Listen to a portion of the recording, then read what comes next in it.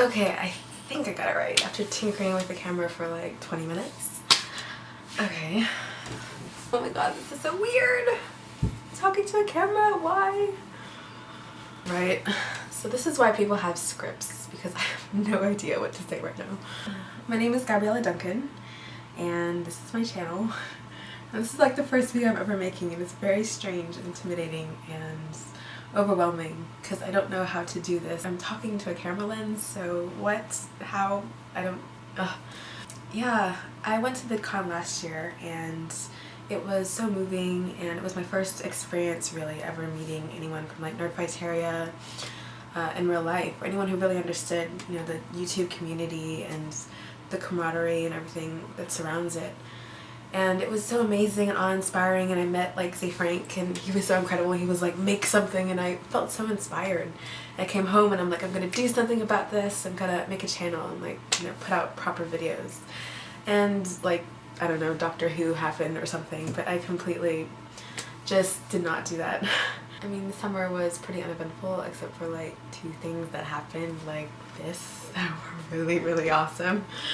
So many different incredible YouTubers all getting together and having a big nerd party, which I was a part of just a few weeks ago. VidCon, whoop whoop! I think last year was about 8,000 in attendance, and then this year was 12,000. And I believe that John said on the stage that this year, 2013, was the cumulative total of the 12,000 people that were in attendance was more than the previous 2 years combined, which is really crazy.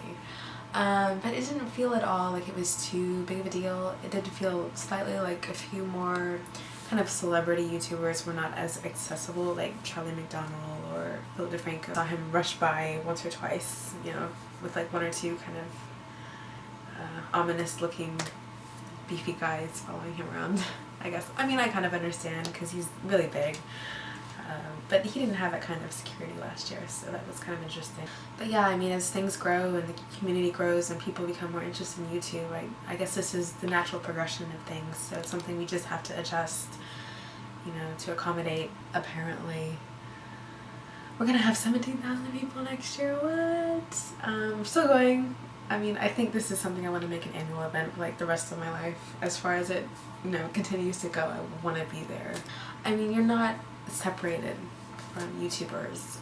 That's one of the amazing things. You'll see people walking around like Kingsley or DJ Flula, which is really awesome, and actually get to have a one-on-one conversation with them when, you know, they have a huge amount of subscribers and a really big following, but yet they're willing to, you know, have that interaction with their fans. I met so many people, Kingsley and DJ Flula, who I was really excited to meet.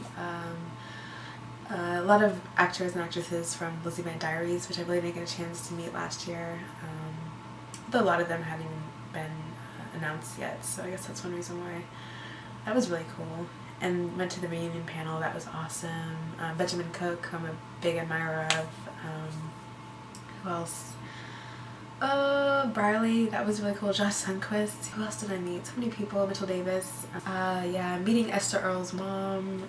That was pretty amazing. We had a, you know, short conversation about her impact and, you know, how they're still trying to keep up, you know, charity that surrounds her memory and helping others, you know, other families that are in the same situation that they were. That was really incredible. Yeah, Hank and John, obviously brilliant. We just managed to get like 2nd row seats, I think, for the first keynote, the main stage event. And of course we didn't get seats like that again for the rest of the convention. But that was really awesome, and they came out and did their thing, and we were so excited, and everyone was like right there, and you can reach out and touch them. And I was, well, obviously didn't. Josh Sundquist, like breakdancing at like, was it 1 or 2 in the morning during one of the dance parties? Was it the last one? I think so. He's incredible and like really pretty in real life. Really pretty. Yeah, I was like so, and I didn't know what to say, and I really wanted a photograph, and I was like running around like completely flustered trying to find someone to take a photograph, and he was so cool about it. Oh my gosh, I'm so embarrassed. I don't even know, I can't speak right now. Oh my god! Oh my god! Okay. Oh my god, I got this! Oh my gosh. I love it so much. I went to the Nightmare Before Christmas themed store at Disneyland, and I was like, okay, It's completely irrelevant. LeakyCon! It was crazy. It was so amazing. I'm so glad Hank got to come because they were saying that at first he wasn't able to make it. They had an announcement for Portland and then nothing for London, so we were all like sad faced and had no idea what was going on. Yeah, but he was able to make it. And that was incredible because you cannot have a Harry Potter conference without Hank Green. It's just like not possible. The amount of times we sang Axio Deathly Hallows was incredible. At the end, like the last night on Esther Earl Ball night, I think we sang it was a cappella. Everyone was like bellowing it and he was up in the balcony conducting it. LeakyCon. It's me and a friend, Jackie Perkovic. You should really check her channel out. We decided to go on a trek and go out and explore the world and go to London, which was a really big step for us. I mean, kind of a big leap of faith. But yeah, it was LeakyCon. It was a bunch of Harry Potter nerds getting together and having a big party. We were like, we have to be a part of this. So we took a flight over, 10.5-hour flight, and we were in London. We were like, oh my god, this is so surreal. And we get to the hotel and we meet our other roommates and we're like, oh my god, we're gonna meet Daniel Radcliffe, because we were actually going to see a play that he was in called The Cripple of Inishmaan, which was really, really good. Something really cool happened actually. Like, I guess the YouTube Geek Week was happening and they had done some promotion at VidCon. But I wasn't really aware how far it spread, and when we got into London, like we got out of the tube, or like the subway system there, the train system, the underground, and they were like handing out these, which was like so cool, and they had them on the buses, advertisements and everything, and it was just like Alex Day and, you know, Phil and Dan and everyone were on there, and I was just like, oh, that's so cool. Like, we're invading all of the world. Oh, and J.K. Rowling wrote this really nice letter to LeakyCon goers, which is really cool. Kind of just the fact that she acknowledged our existence was really nice. Well, where do you start? Like, it's LeakyCon. Like, watch everyone else's video. I don't know. I'm still completely in shock from the whole experience. It was amazing. Like, Ivana Lynch was like giving me a book. They have the operating library. I guess it's a way to trade books. I wasn't really completely familiar with it. They were explaining it, but Ivana Lynch was right there, and Robbie Jarvis was right there, and the Harry and the Potter was right there. It's like so cool. Ah! I got a wand! No, but like seriously, I have a wand, and that's really cool. Also a holster for it, which yeah. And at the Hungarian wand shop, they make kind of custom pieces. Everything is different. They're not based off of like Sirius or Harry's wand or anything like Hermione's wand. So it's kind of nice to have a unique one. I'm not even sure which one this is again. And it has my Slytherin colors, because yeah, Slytherin represent. Yeah, so green and silver. I haven't worn it out IRL yet. Not sure how well that would go over. Oh. Yeah, the concerts were like one of the biggest things about LeakyCon. Like, they were amazing, and both times we fortunately were able to be like right in the front. Harry and the Potters were crazy, like completely just hardcore and amazing, and they partied so hard. Like, the set that they put on was top notch. Alex Carpenter was amazing. I'm like, yeah, a crush on him a little bit, just a little bit. Went to the Warner Brothers studio tour, which was crazy. Just seeing the level of detail, the tactile experience of it all. Knowing that these things were constructed, that these sets and everything were so big and grand, and being able to witness them and see them in real life. I'm just talking gibberish. I don't even know anymore. I'm just rambling. Oh my gosh, Les Miserables. I took a French class in high school. I still don't know how to pronounce it, but Les Mis, because that's just easier, and you know you can't go wrong there. We saw that in the West End with Carrie Hope Fletcher in it. Oh my god, absolutely amazing. One does not simply watch Les Mis and not cry. It was so beautiful and so moving, and we were so sleep deprived, and I was like still kind of barely hanging on to everything that was going on in front of me, but I was so, for the last act, it was amazing. I think it was 10 times better than the movie, to be honest, but I mean, it's more of an kind of an immersive experience, I guess, and just all the different effects that they did, and kind of when Javert, God, whatever his name is, when he, you know, commit suicide, sorry, spoiler, yeah, it was just so cool how they did it. I mean, because, you know, it's a live show. I mean, they can't just throw him off, you know, a cliff or anything, so you have to go see it, or something. Go to London, why not? Alex Day came by LeakyCon and I wasn't there. And that's really sad for me. I actually kind of went to VidCon, or at least a big deal. One of the biggest attractions for me was that he was on the guest roster and he did not come, and he did not come this year, and he did not come to LeakyCon. But he walked right by it. Apparently he was trying to find his way home. One of my friends met up with him.